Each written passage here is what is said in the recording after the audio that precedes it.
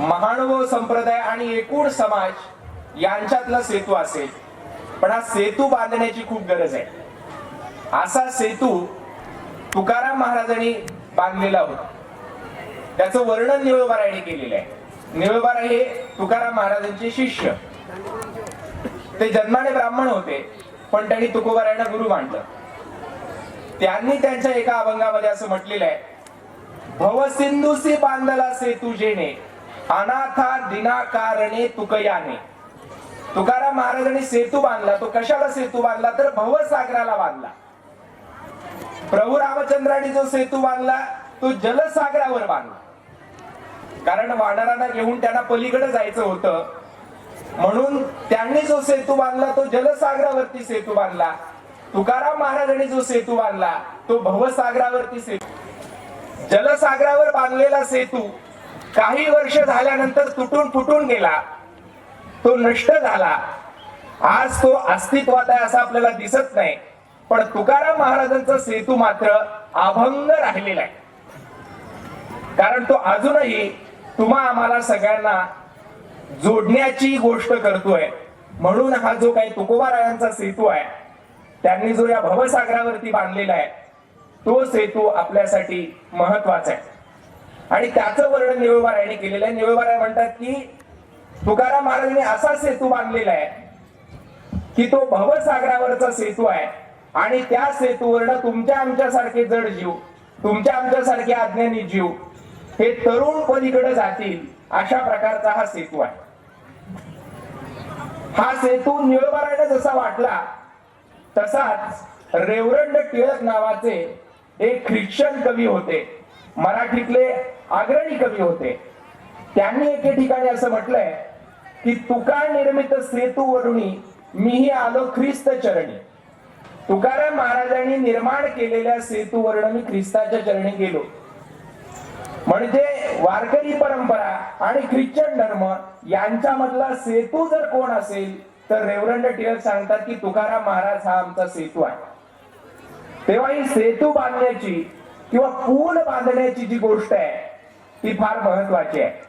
असा सेतू या महाराष्ट्राच्या मातीमध्ये 13व्या शतकामध्ये 12व्या शतकामध्ये महानुभाव संप्रदायानं आणि वारकरी संप्रदायानं बांधलेला होता. आणि या दोन्हीमध्ये एक प्रकारचं साम्य आहे. म्हणजे या दोन्ही संप्रदायांनी लोकभाषेचा पुरस्कार केलेला आहे. त्या काळामध्ये धर्माची भाषा ही संस्कृत होती. संस्कृत शिवाय इतर कोणत्याही भाषेमध्ये धर्माचं ज्ञान सांगितलं जात नव्हतं. आणि ही संस्कृतची भाषा सुद्धा फक्त काही मुठभर लोकांना कळत होती. पण त्याच्या विरुद्धचं बंड एका अर्थाने सर्वज्ञ चक्रधर स्वामींनी केलं, आणि त्यांनी मराठी या लोकभाषेतनं धर्माचं ज्ञान सांगितलं. त्यांनी जे काही धर्माचं ज्ञान सांगितलं ते कुठे लिहून ठेवलं नाही. त्यांनी काही सूत्रपाठ नावाचा ग्रंथ लिहून आपली सूत्र सांगितली नाही. सहज आयुष्यामध्ये वेगवेगळ्या प्रसंगाच्या निमित्ताने, वेगवेगळ्या घटनांच्या निमित्ताने वेगवेगळे दृष्टांत सांगून आपलं तत्वज्ञान सर्वज्ञ चक्रधर स्वामींनी सांगितलं. आणि त्यांचं उत्तरपंथी गमन झाल्यानंतरच्या काळामध्ये ते ग्रंथित करण्यात आलं. आणि लीळा चरित्राच्या माध्यमातून 700-800 वर्ष या महाराष्ट्राच्या आणि आजूबाजूच्या सगळ्या जिथं जिथं म्हणून हा महानुभाव संप्रदाय गेला त्या त्या ठिकाणी लीळा चरित्राच्या माध्यमातून सर्वज्ञ चक्रधर स्वामींचे विचार पोहोचलेले आहेत. पण स्वामींनी असे काही कुठे लिहून ठेवलेले नव्हते. सहज बोलणे हित उपदेश करुणी सायास शिकविते असं तुकाराम महाराजांचं वचन आहे. ते सहज बोलतात आणि आपल्या आचरणातनं समोरच्या माणसाला ते काही नुसते सांगणारे नाही, त्याच्यानुसार आचरण करून दाखवणारे आहे. एखादी गोष्ट नुसती सांगणं वेगळं आणि त्याच्यानुसार आचरण करून दाखवणं वेगळं.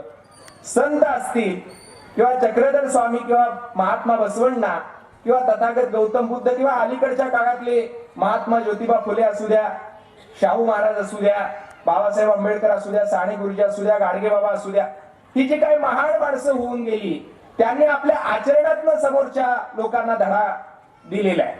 म्हणून त्यांचं जीवनचरित्र सुद्धा महत्वाचं आहे. माझे आजोबा सद्गुरू भोजलिंग महाराज नेहमी त्यांच्या कीर्तनामध्ये एक उदाहरण सांगायचे की लोकांना सवय असते कीर्तनामधनं, प्रवचनांमधनं, व्याख्यानांमधनं लोकांना उपदेश करायचा, पण प्रत्यक्ष त्याचं आचरण करतीलच असं नाही. एका महाराजांनी कीर्तनामध्ये सांगितलं की श्रावण महिन्यात वांग खायचं नाही, अजिबात खायचं नाही. म्हटले 1 महिना खाल्लं नाही म्हणजे काय मरतंय काय म्हणजे. लोकांना पण भारी वाटलं, श्रावण महिन्यात वांग खायचं नाही सगळ्यांनी ठरवलं. पण त्या सगळ्या समुदायामध्ये एक माऊली हुशार होती. तिला असं वाटलं की या महाराजांची आपण परीक्षा घ्यावी, आणि त्या बाईनं कीर्तन सुटल्यानंतर महाराजांच्या पायावरती डोकं टेकवलं, महाराजांना सांगितलं, महाराज तुमचं कीर्तन आम्हाला पटलं, उद्याच्या दिवशी आमच्या घरी तुमचे सगळे टाळकरी घेऊन जेवायला या म्हटले. तेव्हाचा जुना काळ होता, महाराज लोक टाळकरी सोबत घेऊन गावोगावी कीर्तन करत जायचे. वाहनं वगैरे काय नव्हती आणि एवढ्या टाळकऱ्यांच्या जेवणाची व्यवस्था होते म्हटल्यावर महाराजांना पण भारी वाटलं. महाराज खुश झाले, म्हटले उद्या सकाळी लगेच येतो म्हटले. नाश्ता नाही, सकाळ सकाळी आल्या लगेच जेवणच करायचं. सगळं ठरलं आणि दुसऱ्या दिवशी त्या मावशीच्या घरी महाराज गेले. सोबत 5-25 टाळकरी नेलेले होते आणि स्वयंपाक चालू होता. महाराज बाहेर बसले, सगळे टाळकरी बसले आणि आज जेवणाचा वास यायला लागला. थोड्या वेळानं पंक्ती बसल्या, ताटं वाढली. महाराजांना जरा स्पेशल ट्रीटमेंट होती. महाराजांना पाटावर बसवलं, पुढे एक पाट ठेवला, पाटावर ताट ठेवलं, ताटाच्या भोवती रांगोळी घातली. बाकीच्यांना आपल्या नुसत्या पत्रावळ्या दिल्या, बाकीच्या लोकांना, टाळकऱ्यांना. आणि त्यावेळेला त्या माऊलीनं वांग्याची आमटी केलेली होती. वांग्याची आमटी असते का भाजी? काय असते? कोरड्यास शब्द ऐकलाय का? हा, कोरड्यास, वांग्याचं कोरड्यास म्हणा, वांग्याची भाजी म्हणा, वांग्याचं कालवण म्हणा. तर असं वांग्याचं कालवण, वांग्याची आमटी केलेली होती. जिरं मिरं घालून, त्याला शेंगदाणं घालून असा नुसता गम गम गम गम वास उठलेला होता, मसाला टाकलेला होता आणि वांग्याची भाजी सगळ्यांना वाढायला चालू केली. आता ती वांग्याची भाजी बघून महाराजांच्या तोंडाला पाणी सुटलं. महाराजाला वांग खा वाटायला लागलं. मग त्यांनी सगळ्याला वाढत वाढत वाढत वाढत वाढत ते वांग्याची आमटी सगळ्यांना वाढली आणि बरोबर महाराजांच्या ताटापाशी आल्यानंतर ती माऊली थांबली. तिने ती वांग्याची भाजी तशीच ठेवली, घरात गेली आणि डाळीची आमटी घेऊन आली आणि महाराजांना वाढली. आणि ती डाळीची आमटी कशी होती? त्यात उग 4-5 डाळी, बाकी सगळं नुसतं पाणी, चटणी मीठ घालून वैरलेलं. तशी वाढली महाराजांना. महाराजांनी त्या आमटीत बघितलं तर महाराजाचा चेहरा दिसत होता, असली आमटी. आता तसली आमटी बघितल्यावर महाराजांना बरं वाटेल का? महाराज म्हटले, माऊली तुम्ही पंक्तीभेद करताय, सगळ्यांना चांगली वांग्याची आमटी वाढली म्हटले, मला तेवढी डाळीची आमटी. काय नाही महाराज म्हटले, तुम्हाला पण वांग्याचीच आमटी केली होती, पण श्रावणाचा महिना चालू आहे आणि तुम्ही काल कीर्तनात सांगितलं होतं की श्रावण महिन्यात वांग खायचं नाही. पण आता याची जीभ आवरत नव्हती. हा म्हटला बरोबर आहे सांगितलं ते, मी वांग्याची भाजी खाऊ नका म्हटले, पण पाणी पाणी चालतंय की म्हटले. वांग चालत नाही पण पाणी पाणी चालतंय, असं चालत असतं का? मग ठीक आहे म्हटली. ती माऊली हुशार होती, तिनं आपलं त्या वांग्याची आमटी घेतली. ती वांग तेवढं पडणार नाही अशा बेतानी ओतायला चालू केलं, पाणी पाणी नुसतं. पण याला वांग खायचं होतं. याला वाटायचं वांग आता पडल मग पडल, वता म्हणायचा, वता म्हणायचा. तिनं ते आपलं वतायला चालू केलं, वता म्हणायचा, वता म्हणायचा. असं करत करत ते महाराजांचं ताट पूर्ण भरलं. तरी मी म्हणायचा वता. वतून वतून भरून त्या वांग्याच्या आमटीच्या पाण्याचा लोंडा धोतरा खाली गेला, तरी मी म्हणायचा वता. आणि मग वत्ता वत्ता म्हणला, माय पालतच करा म्हणला. पालत केलं, पालत केल्यावरती वांग पडलं. वांग पडल्या पडल्या माऊली हुशार होती, माऊलीनं त्या पळी घातली, ते वांग उचललं. वांग उचलले उचलले म्हटलं, वांग का उचललं? नाही तुम्ही म्हटले ना पाणी चालतंय पण वांग चालत नाही. नाही नाही, मनान पडलेलं चालतंय की म्हटलं. आता मनान पडलेलं चालत असते. सांगायचा मुद्दा काय, बोल बोलता वाटे सोपे. तुकाराम महाराज म्हणतात बोलणं खूप सोपं आहे, पण त्याच्यानुसार आचरण करून दाखवणं कठीण आहे. बोले तैसा चाले त्याची वंदावी पाऊले. म्हणून चक्रधर स्वामी असतील, महात्मा बसवण्ण असतील, नामदेवराय असतील, ज्ञानोबाराय असतील, एकनाथ महाराज असतील, कबीर असतील, ही सगळी जी माणसं होती ती आधी आचरण करून दाखवणारी होती. बुद्धांच्या हयातीमध्ये बुद्धाने काही ग्रंथ लिहिले नाहीत, पण त्यांनी वेगवेगळ्या प्रसंगाच्या निमित्ताने जो उपदेश केला तो उपदेशच ग्रंथित करण्यात आला. तुकोबारायने एखादा ग्रंथ लिहावा म्हणून ग्रंथ लिहिला नाही. उत्स्फूर्तपणे त्यांना जे काव्य सुचलं ते काव्य त्यांनी मांडलं. आणि म्हणून तुकाराम महाराज गेल्यानंतर सुद्धा शेकडो वर्ष ग्रामीण भागातल्या रूढार्थाने अडाणी कष्टकरी असलेल्या समाजामध्ये तुकाराम महाराजांची अभंगवाणी शेकडो वर्ष राहिली. याचं कारण ते त्यांच्या अनुभवातनं आलेलं काव्य होतं. हा जो अनुभवातलं काव्य मांडण्याचा किंवा विचार मांडण्याचा जो मूल्य संस्कार आहे तो या भारतीय संस्कृतीमध्ये रुजलेला आहे. आणि म्हणून मगाच्या व्याख्यानामध्ये बाबुळगावकर शास्त्रींनी सांगितलं की माणसाच्या बदलावर तर यांनी विश्वास ठेवलाच, पण जनावराला सुद्धा बदलावं अशा प्रकारची भूमिका या सगळ्या महात्म्यांची होती. म्हणून चक्रधर स्वामींनी सांगितलं की वाघ सुद्धा महात्मा आहे, ससा सुद्धा महात्मा आहे, डुक्कर सुद्धा महात्मा आहे. सगळ्या प्रकारच्या पशु पक्ष्यांना सुद्धा स्वामींनी महात्मा म्हटलं. आणि कुठल्याही प्रकारचा हिंसक असलेला पशु सुद्धा किंवा हिंसक असलेलं जनावर सुद्धा स्वामींवर प्रेमच करत होतं. आणि जनावर प्रेम करतात. तुकाराम महाराजांच्या बाबतीत सुद्धा जेव्हा तुकाराम महाराज त्या भंडारा डोंगरावरती गेले, सगळी पाखरं उडून गेली, तेव्हा तुकाराम महाराजांना वाईट वाटलं, माझं काहीतरी चुकतंय असं वाटलं. आणि मग त्यांना पश्चाताप झाला. जेव्हा ती पाखरं परत तुकाराम महाराजांच्या अंगावर बसली तेव्हा तुकाराम महाराज म्हणतात अवघी भूते साम्य आली. म्हणजे पाखरं अंगावर बसली पाहिजेत, पाखरं सुद्धा निर्भय झाली पाहिजेत. आपल्यापासून प्रत्येकाला आनंदच मिळाला पाहिजे, सुखच मिळालं पाहिजे, समाधानच मिळालं पाहिजे. आपली कुणाला भीती वाटता कामा नये, अगदी पशु पक्ष्याला सुद्धा भीती वाटता कामा नये. अशा प्रकारचा जो विचार चक्रधर स्वामींच्या आचरणामध्ये दिसतो तोच इकडे तुकाराम महाराजांच्या जीवनामध्ये सुद्धा दिसतो. पूर्वी आपल्याकडे कर्मकांड होतं की काशीला जायचं. कशा करता जायचं? मरण्याकरता जायचं. काशीमध्ये मेलं तर मोक्ष मिळतो आणि त्याच्या शेजारी मगहरला मेलं तर मात्र नरकात जावं लागतं, अशा प्रकारची समजूत होती. आणि अनेक लोक जीवनाच्या अंतकाळी काशीमध्ये जायचे.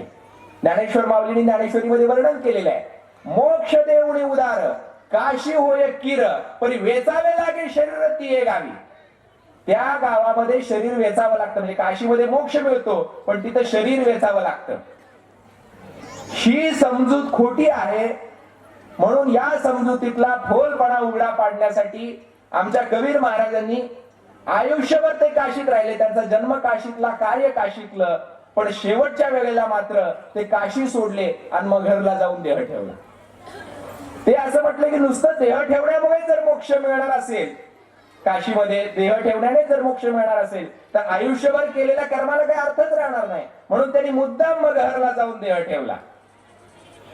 तर असं हे काशीचं महात्म्य. त्या काशीमध्ये पाणी भरायचं गंगेतलं आणि ते पाणी भरून एका कावडीमध्ये ती कावड दक्षिण समुद्रामध्ये रामेश्वरला न्यायची आणि तिथं ते त्या दक्षिण समुद्रामध्ये ते पाणी ओतायचं रामेश्वरच्या आणि तिथलं पाणी घ्यायचं, ते कावडीत भरायचं आणि ते आणून काशीला गंगेमध्ये ओतायचं. अशा प्रकारची एक पूर्वापार प्रथा चालत आलेली होती. आता हे कर्मकांड पडून गेलेलं होतं आणि अशा प्रकारचं कर्मकांड करणारे जे लोक आहेत त्यांना कापडी म्हणायचे. की गंगेतलं पाणी घ्यायचं, कावडीत भरायचं आणि आणून दक्षिण समुद्रामध्ये रामेश्वरला ते पाणी ओतायचं. दक्षिण समुद्रातलं पाणी घ्यायचं, ते कावडीमध्ये भरायचं आणि ते आणून काशीला गंगेमध्ये ओतायचं. अशा प्रकारची प्रथा पडून गेलेली होती. पण एकनाथ महाराजांनी देखील ते काशीचं पाणी कावडीमध्ये भरलं आणि ते दक्षिण समुद्रामध्ये रामेश्वरकडे निघाले. आणि जाताना त्यांना वाटेमध्ये एक तहानेने व्याकुळ होऊन तडफडणारं गाढव दिसलं. आता गाढव हा अत्यंत खालच्या पातळीवरचा मानला जाणारा प्राणी, पण एकनाथ महाराजांना दया आली आणि ते काशीचं गंगेतलं पाणी एकनाथ महाराजांनी त्या गाढवाला पाजलं. ही जी प्राणी मात्रांवर दया करण्याची शिकवण आहे, हा जो काय मूल्य संस्कार आहे, तो एकनाथ महाराजांनी स्वतःच्या आचरणातनं दाखवून दिला. ते कर्मकांड करण्यासाठी केले नव्हते. त्यांना मुद्दाम हे दाखवून द्यायचं होतं की काशीच्या गंगेतल्या पाण्यापेक्षा गाढवाची तहान महत्वाची आहे. आणि ते दाखवून देण्याकरता एकनाथ महाराजांनी मुद्दाम ते पाणी त्या गाढवाला पाजलेलं होतं. किंवा तुकाराम महाराजांच्या शिष्या बहिणाबाई पाठक. बहिणाबाई पाठक वेगळ्या आणि बहिणाबाई चौधरी वेगळ्या. बहिणाबाई चौधरी ह्या कवयित्री होत्या, खानदेशातल्या जळगावच्या. अरे माणसा माणसा कधी वशील रे माणूस, लोभापायी झालं माणसाच रे काणूस. अशा अत्यंत साध्या ग्रामीण भागातल्या जनमानसाच्या मुखी असलेली जी खानदेशी भाषा आहे, ती भाषा वापरून जगण्याचं तत्वज्ञान मांडणाऱ्या बहिणाबाई चौधरी. त्यात बहिणाबाई चौधरी वेगळ्या आणि बहिणाबाई पाठक वेगळ्या. या ज्या बहिणाबाई पाठक होत्या त्या तुकाराम महाराजांच्या शिष्या होत्या. त्यांची गोष्ट छत्रपती संभाजीनगर, आजचं म्हणजे तेव्हाचा औरंगाबाद, या औरंगाबाद मध्ये एक शिरूर नावाचं गाव आहे. आणि या शिरूर गावामध्ये गंगाधर पंत पाठक होते. त्यांना या बहिणाबाईला दिलेलं होतं. आणि बहिणाबाई आणि त्यांचे पती या दोघांचं भावकीशी काहीतरी भांडण झालं म्हणून हे दोघ जण म्हणजे बहिणाबाई आणि त्यांचे पती हे फिरत फिरत तीर्थयात्रा करत करत निघाले होते. ते प्रवरा संगमाला गेले, त्याच्यानंतर शिखर शिंगणापूर केलं, पंढरपूर केलं, रहिमतपूर केलं आणि असं करत करत करत ते कोल्हापूरला गेले. कोल्हापूरला गेल्यानंतर तिथं जयराम स्वामी वडगावकर नावाचे एक महान सत्पुरुष कीर्तनकार तिथं त्या कीर्तनाला येत होते. आणि त्यांचं कीर्तन ऐकण्याकरता हे बहिणाबाई आणि त्यांचे पती जायचे. तर या ज्या बहिणाबाई आहेत, या बहिणाबाई आणि त्यांचे पती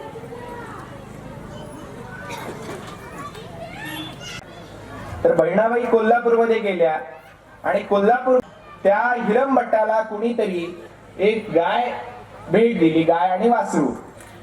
त्या हिरमभट्टाने ते गाय आणि वासरू बहिणाबाईंना दिलं. आणि बहिणाबाई रोज त्या गायीचं आणि त्या वासराचं संगोपन करायच्या. त्याला वैरण टाकणं, त्यांना पाणी पाजणं, त्यांचे सगळे लाडकोड करणं. अशा प्रकारे बहिणाबाईंचं आणि त्या गायीचं आणि त्या वासराचं इतकं जवळचं नातं बनलं की ती गायी आणि वासरू बहिणाबाईंनी जर पाणी ठेवलं तरच पाणी प्यायचं आणि जर बहिणाबाईंनी ती वैरण टाकली तरच वैरण खायचं. बहिणाबाईंनी जर पेन ठेवली तर ती खायचं. दुसऱ्याने काय केलं तरी ते त्याला स्पर्श सुद्धा करत नव्हते, ते गाय पण आणि वासरू पण. आणि बहिणाबाई जेव्हा कीर्तनाला जायच्या तेव्हा त्या वासराला सोबत घेऊन त्या कीर्तनाला जायच्या. आणि ते वासरू सुद्धा कान लावून, कानात प्राण आणून कीर्तन ऐकत होत. एक दिवशी गर्दी झाली आणि त्या वाड्यामध्ये माणसांना बसायला जागा पुरणार. त्यामुळे जे संयोजक होते त्यांनी काय केलं, त्या वासराला हाकललं आणि त्या सभागृहाच्या बाहेर काढलं किंवा ते जे वाडा होता त्या वाड्याच्या बाहेर काढलं. आणि वाड्याच्या बाहेर काढल्यानंतर बहिणाबाई 17-18 वर्षाच्या त्या रडायला लागल्या आणि तिकडे बाहेर वासरू पण रडायला लागलं. जयराम स्वामींचं कीर्तन चालू होतं आणि जयराम स्वामींनी लोकांना विचारलं की ती मुलगी का रडते. तर त्या लोकांनी सांगितलं, अहो म्हटले हिनं एक वासरू पाळलेलं आहे आणि त्या वासराचं आणि यांचं इतकं प्रेमाचं नातं आहे की ते वासरू रोज हिच्या सोबत येऊन कथेला बसतंय, कीर्तनाला बसतंय. पण आज गर्दी झाल्यामुळे त्या वासराला आम्ही बाहेर काढलेलं आहे आणि त्याच्यामुळे ते वासरू बाहेर ओरडायला लागलेलं आहे आणि बहिणाबाई ही पोरगी आत रडायला लागलेली आहे. जयराम स्वामींनी सांगितलं, ज्याला कीर्तनाची आवड आहे आणि बाहेर राहून ओरडायला लागलेलं आहे ते त्याला जनावर कसं म्हणावं, त्याला आत आणा. त्याच्यानंतर त्या वासराला आत आणलं. कथा संपेपर्यंत ते वासरू तसं कथा ऐकत होतं आणि कीर्तन झाल्यानंतर सगळेजण जयराम स्वामींच्या पाया पडायला लागले. शेवटी बहिणाबाई त्यांच्या पाया पडल्या आणि बहिणाबाई जयराम स्वामींच्या पाया पडल्यानंतर ते वासरू सुद्धा ते जयराम स्वामींच्या पाया पडलं. तर हे जे वासराचं प्रेम आहे, हे जे गायीचं प्रेम आहे, की जे सर्वज्ञ चक्रधर स्वामी वाघाला दिलं होतं, सशाला दिलं होतं, जे तुकोबारायांनी साप, विंचू आणि पाखरांना दिलं होतं, तेच प्रेम जे एकनाथ महाराजांनी गाढवाला दिलं होतं, ज्ञानेश्वर माऊलींनी रेड्याला दिलं होतं, तेच प्रेम बहिणाबाईंनी या वासराला दिलेलं होतं. अशा प्रकारे प्राणी मात्रांवर दया करण्याचा, त्यांच्यावर प्रेम करण्याचा मूल्य संस्कार या संस्कृतीमध्ये रुजलेला होता आणि म्हणून ते वासरू त्या बहिणाबाईंवर प्रेम करत होतं. ही गोष्ट जेव्हा बहिणाबाईंच्या पतीला समजली तेव्हा त्याला राग आला की माझी बायको असून माझ्यापेक्षा हिला लोक जास्त मानायला लागलेले आहेत. हिचं आणि वासराचं एवढं जवळचं नातं आहे, ही वासराला घेऊन कथेला जाते, लोकांमध्ये हिची प्रतिष्ठा व्हायला लागलेली आहे. म्हणून त्या नवऱ्याला राग आला आणि त्या नवऱ्याने बहिणाबाईंना बेदम मारलं. मारल्यानंतर बहिणाबाई बेशुद्ध पडल्या आणि बहिणाबाई बेशुद्ध पडल्याच्या नंतर त्या वासराला कुणीतरी पाणी नेऊन ठेवलं, पण ते वासरू पाणी पिलं नाही. त्या वासराला कुणीतरी वैरण नेऊन टाकली, पण त्या वासरानं वैरण खाल्ली नाही. शेवटी ते वासरू मेलं. वासरू मेलं, पण त्यानं या वैरणीला आणि पाण्याला स्पर्श सुद्धा केला नाही. इतकं त्या वासराचं प्रेम त्या बहिणाबाईंवरती होतं. पुढे शेवटी त्या पतीला म्हणजे बहिणाबाईंच्या नवऱ्याला हे कळलं की आपली चूक झालेली आहे आणि दरम्यानच्या काळामध्ये बेशुद्ध पडलेल्या असताना बहिणाबाईंच्या स्वप्नामध्ये तुकोबाराय आले आणि तुकोबारायांचा अनुग्रह झाला, त्यांना आशीर्वाद मिळाला. पण हे नवऱ्याला पसंत नव्हतं. पुन्हा नवऱ्यालाही त्या तुकोबारायांचं महत्व कळलं आणि दोघ जण मग त्या कपिला जी गाय होती त्या गायीला घेऊन देहूला गेले. या बहिणाबाईंनी तुकोबारायांना गुरु मानलं, अभंग रचना केली. स्वतःच जे आत्मचरित्र आहे, स्वतःच्या जीवनाचा जो प्रवास आहे तो बहिणाबाईने अभंगांच्या माध्यमातून लिहून ठेवलेला आहे. फार सुंदर आणि गोड अभंगांच्या माध्यमातून बहिणाबाईंनी आपलं चरित्र त्याच्यामध्ये उभं केलेलं आहे. तर हे जे वासरांवर, पाखरांवर, गाढवांवर, रेड्यावर, वाघावर, डुकरावर, ह्या सगळ्या प्राणी मात्रांवर प्रेम करण्याचा हा संस्कार, दया करण्याचा हा संस्कार आणि मुख्य म्हणजे अहिंसेचा संस्कार, अहिंसेचा मूल्य विचार या मातीमध्ये या सगळ्या पंथांनी रुजवलेला आहे. जे मी तुम्हाला पहिल्यांदा सांगितलं की ही माणसं जनावरांवर प्रेम करत होती, माणसांवर तर करतच होती. माणसांमध्ये कुठल्याही प्रकारचा भेदाभेद यांना मान्य नव्हता.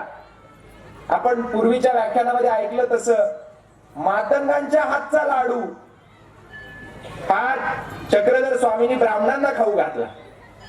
ज्या काळामध्ये दलितांचा स्पर्श झाला तरी त्याचा विटाळ मानला जात होता, त्या काळात कशाला, अगदी अलीकडच्या 100-150 वर्षापूर्वीच्या काळात दलितांच्या हातचं स्पर्श झालेलं पाणी प्यायला सोडा, आंघोळीला सुद्धा चालत नव्हतं. पण 800 वर्षापूर्वी चक्रधर स्वामींनी मातंगाच्या हातातला लाडू ब्राह्मणांना खायला लावला आणि त्याच्यामुळे तुमच्या मनातले जे विकल्प विकार आहेत ते जातील.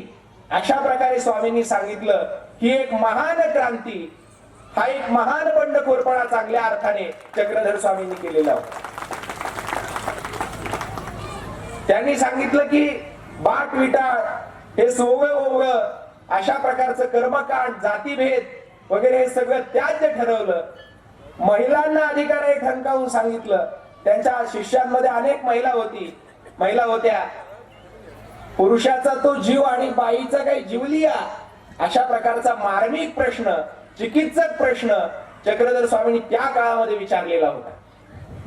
हा स्वामींचा बंडखोरपणा पाहून या महाराष्ट्रातली अनेक लोक, पंजाब मधली लोक, गुजरात मधली लोक, दिल्ली, अफगाणिस्तानापर्यंत, पाकिस्तानापर्यंत महानुभाव पंथाचा प्रचार प्रसार झालेला आहे.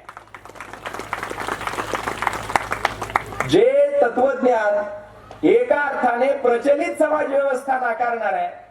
प्रचलित समाज व्यवस्थेतलं वैगुण्य बाजूला सारून एक नवा निकोप समाज घडवण्याचं सूत्र आणि तत्वज्ञान ज्या व्यक्तींनी मांडलं त्यांच्यामुळे प्रभावित होऊन हा महानुभाव पंथ तिथपर्यंत पसरला.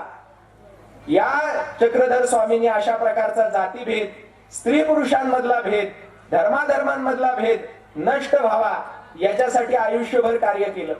जे अगोदर गोविंद प्रभूंनी केलं होतं ते नंतर चक्रधर स्वामींनी केलं आणि नंतरच्या काळातल्या सगळ्या महानुभाव मंडळींनी केलं. तेच काम 100 वर्षानंतर ज्ञानेश्वर माऊलींनी केलं. आणि ते करण्यासाठी त्यांना माहित होतं की संस्कृत भाषा ही मूठभर लोकांची भाषा आहे, म्हणून मराठी भाषेमध्ये लोकांना धर्म सांगायला पाहिजे.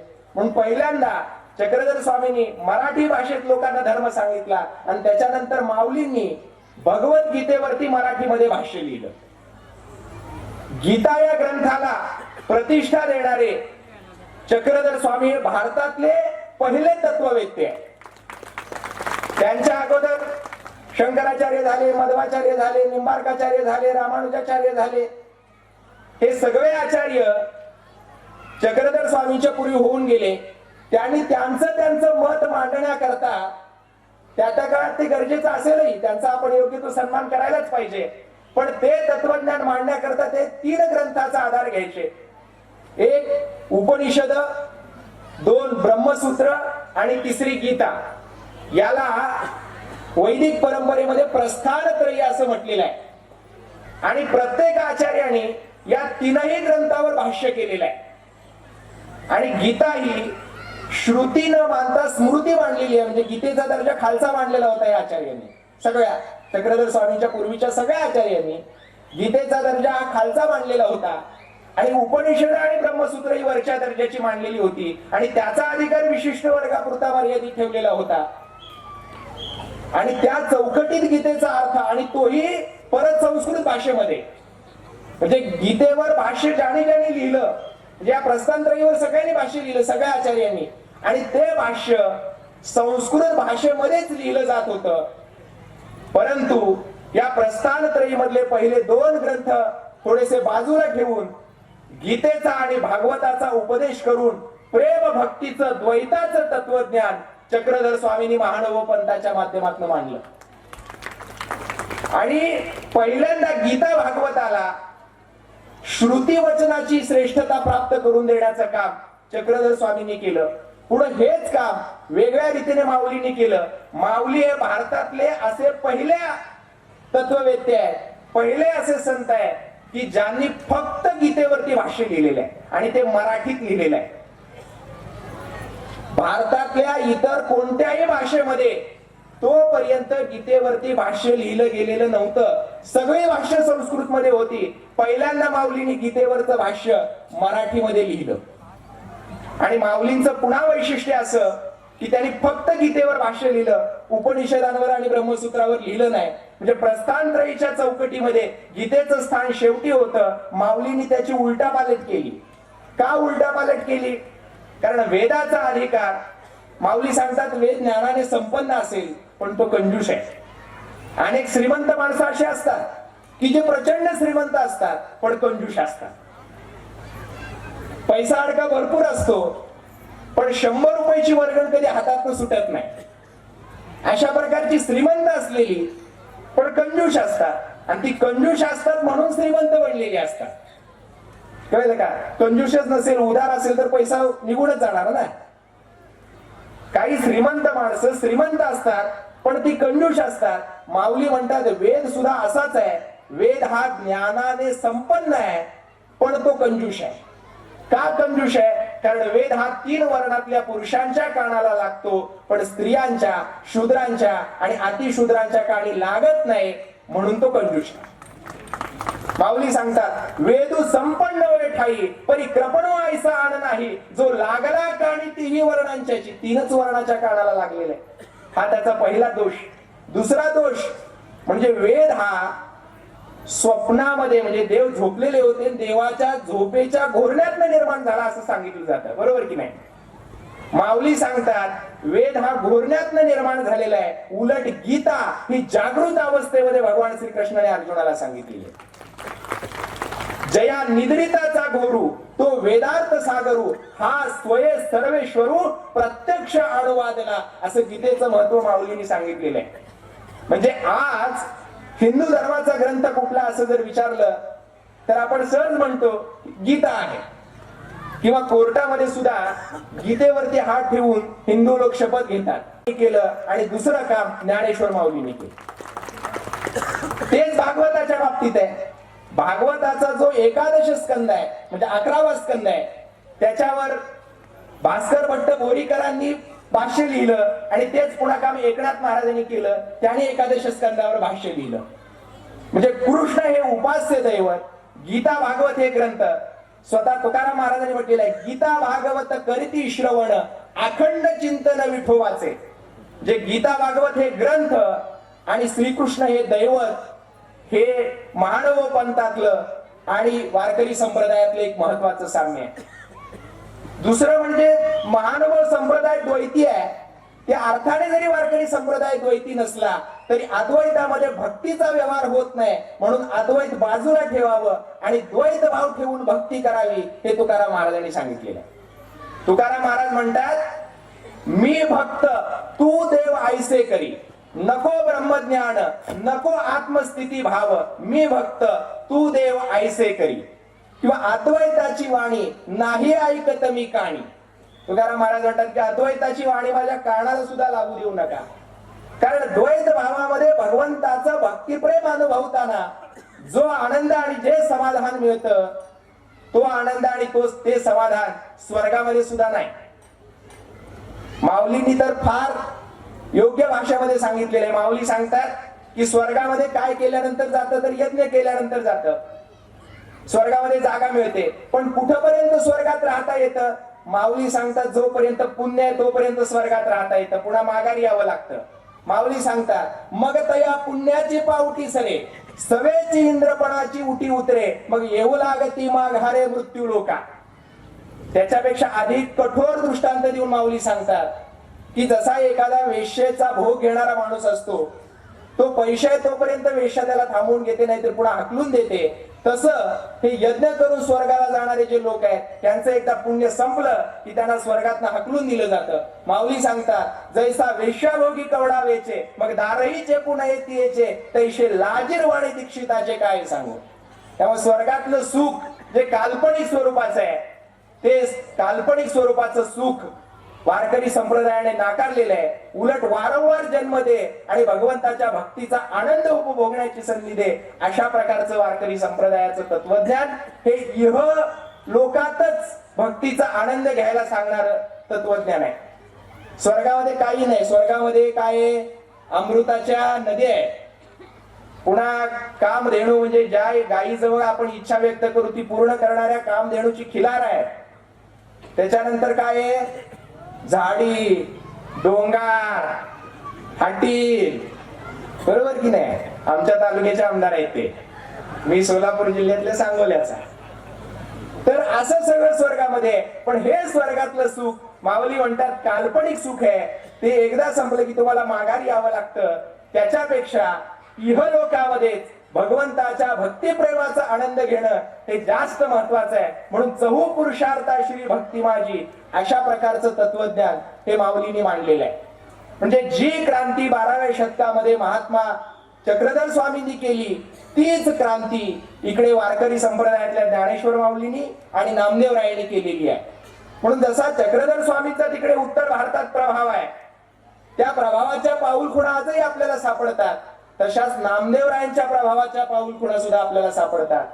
गुजरातमध्ये, दिल्लीमध्ये, आजच्या अफगाणिस्तानमध्ये, राजस्थानमध्ये नामदेवरायांची 300 पेक्षा जास्त देव आहे. आजही नामदेवरायांचा प्रभाव आपल्याला राजस्थानमध्ये पाहायला मिळतो, पंजाबमध्ये पाहायला मिळतो. पंजाबमध्ये गुरुग्रंथ साहिब नावाचा शिखांचा जो धर्मग्रंथ आहे त्याच्यामध्ये नामदेवरायांची 61 पद आहे. 61 पदांना स्थान दिलेलं आहे. आणि विनोबा भावे असं म्हणाले होते की जो पंजाब सिकंदरला तलवारीच्या बळावर जिंकता आला नाही, तो पंजाब नामदेव आणि प्रेमाच्या बळावर जिंकून दाखवला. प्रेम हे जिंकण्याचं सगळ्यात महत्वाचं साधन आहे. जे अगोदर महाराष्ट्राला चक्रधर स्वामींनी सांगितलं तेच पुढे नामदेवरायांनी, ज्ञानोबारायांनी, तुकाराम महाराजांनी सांगितलं, साने गुरुजींनी सांगितलं, गाडगे बाबांनी सांगितलं. ही आपली महत्वाची परंपरा आहे. हा भारतीय संस्कृतीचा खरा मूल्य विचार आहे. कुठल्याही प्रकारचा भेदाभेद न मानणारं हे तत्वज्ञान आहे. आणि नुसतं तत्वज्ञान आहे असं नाही, तर त्याच्यानुसार प्रत्यक्ष आचार धर्म आहे. बाकीचे आचार्य आम्हाला जवळचे वाटत नाहीत, कारण ते भाषिक दृष्ट्या आमचे नाहीत, भौगोलिक दृष्ट्या आमचे नाहीत, ऐतिहासिक दृष्ट्या आमच्यापेक्षा खूप लांबच्या काळातले आहेत. पण चक्रधर स्वामी असतील किंवा ज्ञानेश्वर माऊली, नामदेवराय असतील, हे आम्हाला भाषिक दृष्ट्या जवळचे आहेत, कारण ते आमच्या मराठीमध्ये बोलतात. अजूनही लीळा चरित्रातली मराठी आम्हाला आमची मराठी वाटते, गोड मराठी वाटते. माऊलीची मराठी 700 वर्ष जुनी झाली तरी आमची मराठी वाटते. तुकोबारांची भाषा अजूनही आम्हाला आमची वाटते. सगळ्या संतांची भाषा आम्हाला आमची वाटते. म्हणून आम्हाला भाषिक दृष्ट्या संत जवळचे, भाषिक दृष्ट्या चक्रधर स्वामी जवळचे. भौगोलिक दृष्ट्या आम्ही ज्या प्रदेशामध्ये राहिलो, वाढलो, जन्मलो, लहानाचं मोठं झालो, आमच्यावरती संस्कार झाले, तो सगळा भौगोलिक परिसर म्हणजे विदर्भ, मराठवाडा, खानदेश हा सगळा महाराष्ट्राचा भाग, इकडे पश्चिम महाराष्ट्र, या सगळ्या भागामध्ये महानुभाव संप्रदाय आहे आणि वारकरी संप्रदाय. म्हणजे भौगोलिक दृष्ट्या आम्हाला हे दोन्ही संप्रदाय जवळचे आहेत, भाषिक दृष्ट्या हे दोन्ही संप्रदाय जवळचे आहेत. ऐतिहासिक दृष्ट्या अलीकडच्या 700-800 वर्षाच्या काळातले, त्यासाठी आम्हाला फार लांब जावं लागत नाही. आणि वैचारिक दृष्ट्या सर्व समाजाच्या कल्याणाचं सूत्र या दोन्ही पंथांमध्ये आहे, त्याच्यामुळे देखील ते आम्हाला जवळचे आहे. अशा पद्धतीनं या दोन संप्रदायासारखाच विचार इकडे शेजारी कर्नाटकामध्ये महात्मा बसवण्णांनी मांडला होता. या तीनही पंथांमध्ये अशा प्रकारचं साम्य की हे तीनही पंथ लोक भाषेचा पुरस्कार करणारे, कर्मकांड नाकारणारे, स्त्री शूद्रांचा कैवार घेणारे, म्हणून यांच्या आचार धर्मामध्ये सुद्धा काही बाबतीत समता दिसते. म्हणजे उदाहरणार्थ मी सकाळी आलो, त्याच्या अगोदरही काही ठिकाणी पाहिलेलं आहे की दंडवत म्हणून हात जोडून आपण खाली वागतो. त्यावेळेला त्याची समोरची जात बघत नाही, वय बघत नाही, त्याचं काहीही बघत नाही. फक्त तो त्याच्या अंतःकरणामध्ये, त्याच्यामध्ये जो परमात्मा आहे त्याला तो नमस्कार, या भावनेने आपण नमस्कार करतो. जसं आपण मानव पंथामध्ये एकमेकांना दंडवत म्हणतो, तसं वारकरी संप्रदाय सुद्धा वर्ण अभिमान विसरून एकमेकांच्या पायी लागतात. वर्ण अभिमान विसरल्या याती, एक एका लोटांगण जाती रे. तसंच लिंगायत पंथामध्ये देखील एकमेकांना शरणू शरणार्थी असं म्हटलं जातं. आणि हा शरणू शरणार्थी म्हणण्याचा जो संस्कार आहे तो देखील याचाच एक भाग आहे. म्हणजे कुठले समोरच्या व्यक्तीची जात न बघता त्याला नमस्कार करणं. याची फक्त एक महत्वाची गोष्ट तुम्हाला सांगतो. ती गोष्ट लोकमान्य ते महात्मा नावाच्या मोरे सरांच्या ग्रंथामध्ये आलेले आहे, डॉक्टर सदानंद मोरे यांच्या, की त्या काळामध्ये केशवराव भोसले नावाचे एक अभिनय करणारे कलाकार होते. केशवराव भोसले ते जन्माने मराठा आणि दुसरे होते बालगंधर्व, ते जन्माने ब्राह्मण. आता हे जे बालगंधर्व आहे ते स्त्रीची भूमिका करायचे आणि केशवराव भोसले हे पुरुषाची भूमिका करायचे. आणि एका नाटकामध्ये किंवा पिक्चर मध्ये केशवराव भोसले नवऱ्याच्या भूमिकेत होते आणि बालगंधर्व हे बायकोच्या भूमिकेमध्ये होते. आता बायकोनं नवऱ्याच्या पाया पडणे स्वाभाविक आहे ना, म्हणून त्या याच्यामध्ये असा सीन दाखवण्यात आला होता की बालगंधर्व जे स्त्री भूमिकेत आहेत, बायकोच्या भूमिकेत आहेत, ते केशवराव भोसलेंच्या पाया पडत आहेत. पण पिक्चर मध्ये का असे ना, एक ब्राह्मण ब्राह्मणेतराच्या पाया पडताना कसा दाखवायचा म्हणून तो सीन वगळण्यात आला. हे अलीकडच्या काळात घडत होतं, पण 700-800 वर्षापूर्वी वारकरी संप्रदाय असेल, महानुभाव संप्रदाय असेल किंवा लिंगायत धर्म असेल, याच्यामध्ये समोरच्याची जात न बघता एकमेकांच्या पाया पडण्याचा आणि एकमेकांना नमस्कार करण्याचा संस्कार आपल्याला दिसतो. ही फार मोठी क्रांती आहे. मी महात्मा बसवण्णांच्या जीवनातली एक गोष्ट फक्त आपल्या समोर सांगतो आणि थांबतो.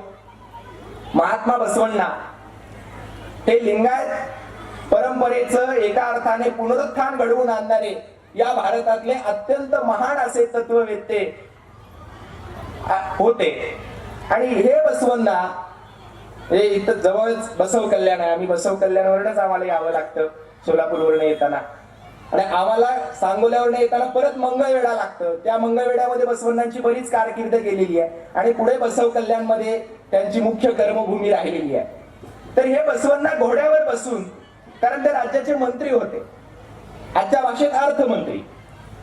त्या घोड्यावर बसून ते यायला लागले होते आणि घोड्यावर बसून जाताना त्या राज्यातला एक चर्मकार समाजाचा हरळय्या नावाचा एक शरण होता.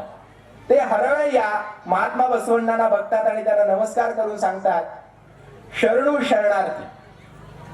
बसवण्णांना आनंद वाटतो. बसवण्णा घोड्यावरनं खाली उतरतात आणि हरळय्यांना म्हणतात, शरणू शरणार्थी. हरळय्यांना कळायचं बंद होतं, कारण आजपर्यंत खालच्या जातीच्या लोकांनी वरच्या जातीच्या लोकांना नमस्कार करावा अशी प्रथा होती, पण वरच्या जातीतल्या लोकांनी परत खालच्या जातीतल्या लोकांना प्रतिनमस्कार करण्याची पद्धत नव्हती.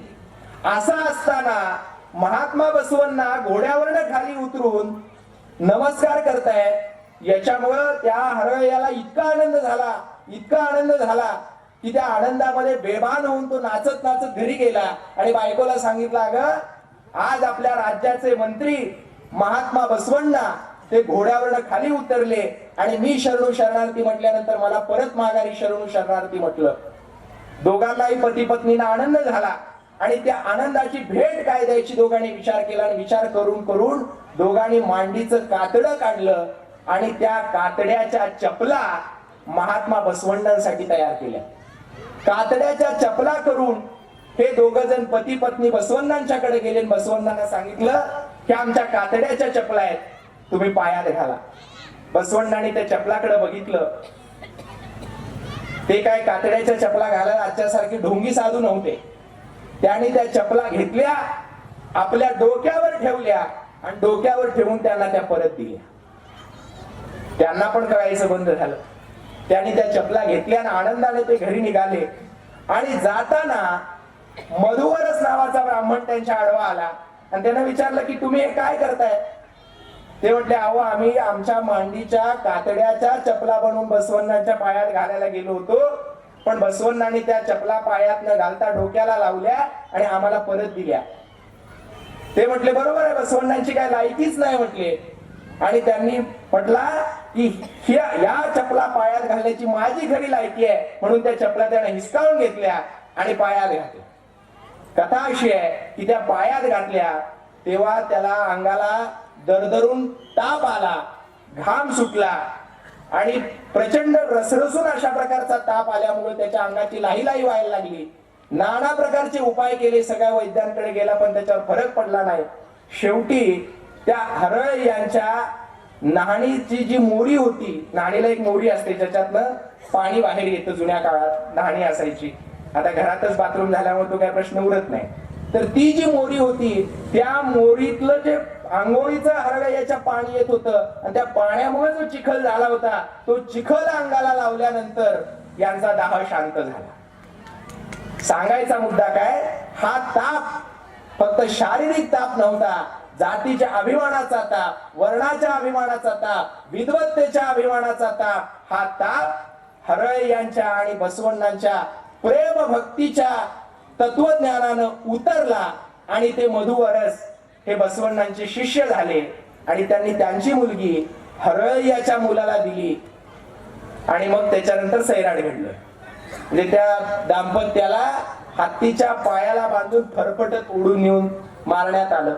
सांगायचा मुद्दा काय, अशा प्रकारची क्रांती याच परिसरामध्ये, म्हणजे हा आंध्राचा प्रदेश सगळा, तेलंगणाचा, तिकडचा कर्नाटक आणि इकडचा महाराष्ट्र, या 3 प्रदेशामध्ये या परंपरांनी जे सत्व पेरलं, जे तत्व पेरलं ते या मातीमध्ये रुजलं, अंकुरलं आणि म्हणूनच महाराष्ट्रामध्ये समाज सुधारकांची मोठी परंपरा निर्माण झाली, कवी साहित्यिकांची परंपरा निर्माण झाली. आणि या सगळ्यांवर जर संस्कार कुणाचे असतील तर ते संतांचे आहेत, चक्रधर स्वामींचे आहेत, महात्मा बसवण्णांचे आहेत. आणि या संस्कारातून आपली खरी भारतीय संस्कृती घडलेली आहे.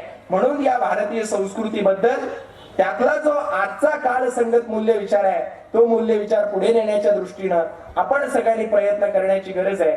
हे जे महाचिंतनी शिबिर आहे हे अशा प्रकारचा महासमन्वय घडवून आणणार, 27 वर्ष अव्याहतपणे चालणारं एक महत्वाचं केंद्र आहे असं म्हटलं तर ते वावगं ठरणार नाही. आज या महाचिंतनी शिबिराच्या माध्यमातून बाभुळगावकर शास्त्री जो प्रयत्न करतायत तो प्रयत्न अत्यंत स्तुत्य स्वरूपाचा आहे.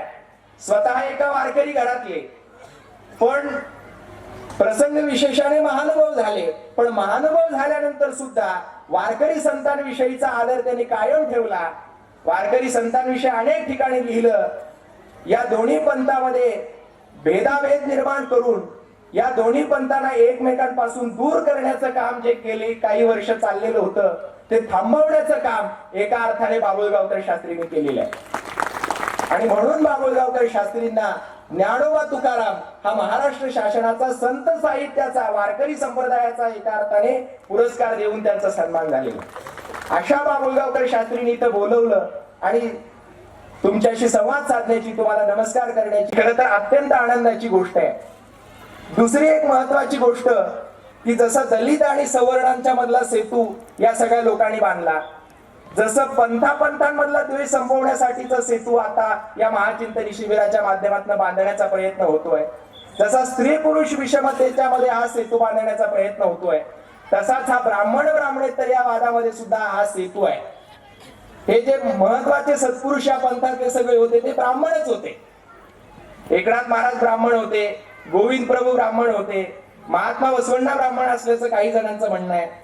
हा ब्राह्मण ब्राह्मणेतर द्वेषाचा मुद्दा नाही, तर आपल्या जातीच्या अभिमानाच्या पलीकडे जाऊन व्यापक माणुसकीचा आग्रह धरणाऱ्या त्या तीन जिवंत आणि सशक्त परंपरा आहेत, त्यांचा वारसा पुढे नेण्याची गरज आहे.